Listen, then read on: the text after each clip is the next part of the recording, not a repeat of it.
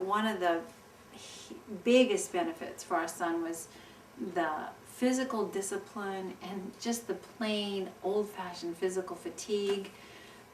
Young men have so much energy and all their testosterone, and when you're in a suburb, it is very difficult homeschooling a young man like that, much less a young man with special needs. And so the fact that there were these blistering 2-a-days, and then there were practices every evening for several hours, and the game days took most of the day, for our family, for our son, that was a great situation. It gave him direction and purpose, and even though it took 2 years for him to really meld with the team and find his place because of his particular needs, all along it was a very good situation.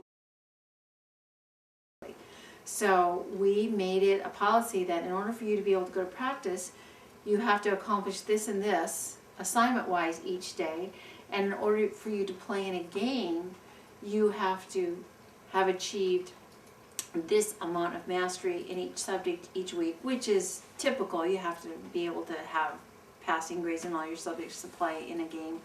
But the really outstanding part of that was that we had tremendous coaching staff support for doing that.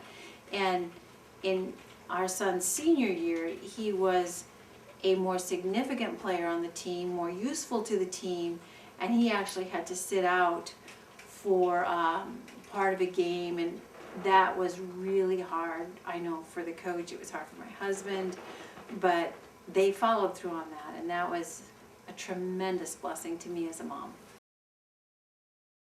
One of the things that was of concern initially for us when Eric started to play, he didn't seem to really enjoy the contact. He knew nothing about how to play football because as a sophomore, this was the first time he'd ever played in a formal fashion. And so the coaches had to work with him a lot to just teach him the fundamentals. They were really patient with him, really good about that. And he just continued to practice and play, and it really wasn't until his second season that in one particular game, it just seemed to connect with him. He got really laid out in a tackle, and he bounced back up and chased the guy down the field, and from then on, it was like it connected with him. So I'm thankful that we persevered. We didn't just lay it down because he didn't seem to be getting it. He didn't seem to be super duper enthused like we thought he might be.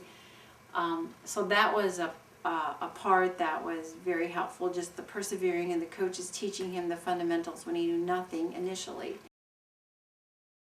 Also, a very beneficial part was the fact that there were several male coaches who were really excellent role models for him. We could point to them and say, like sometimes actually during the school day, I'd say, do you think Coach so-and-so would agree with how you're speaking to me? And that sort of thing. And those coaches had an influence in his life because of their patience with him, their kindness towards him, their respect towards him. Not many people showed him respect, but they did, and that was huge. That was absolutely huge for him. And even though they yelled at him during the game sometimes if he made a mistake or something, once he was good enough to start getting regular playing time. And that's another thing. We had to persevere through his bench time, and that's not very fun. It's way more fun if your son is able to be a starter and play on the team, but because it was a team and we wanted to be examples to our son of, hey, this is a team, we're all in this together, even if he wasn't one of the star players out there, we just wanted to be along for the support. But the male role models, that was just a tremendous help to me as a mom.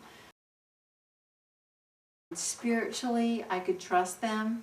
I mean, they weren't perfect by any stretch of the imagination, of course, but they were trustworthy, and I knew that their commitment to the Lord was firm, and they were approachable for us as parents.